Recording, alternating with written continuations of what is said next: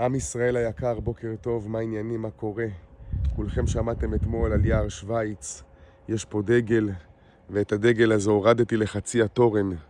אתמול התאבד עוד יהלום קרב, עוד יהלום קרב שחזר הביתה, וכשאני אמרתי לכם שהם יחזרו הביתה והם יפרקו את הבתים שלכם, זו הייתה הכוונה שלי.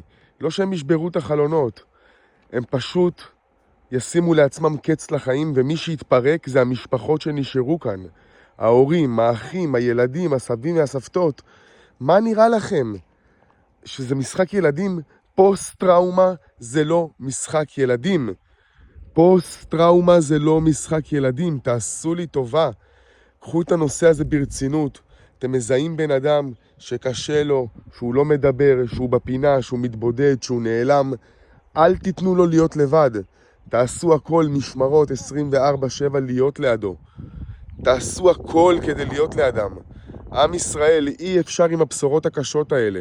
אי אפשר לקום כל בוקר, הותר לפרסום. כמה מתאבדים עוד יהיו לנו, חברים שלי? כמה? השינוי יתחיל בנו, זה רק אנחנו יכולים לשנות את המצב הזה.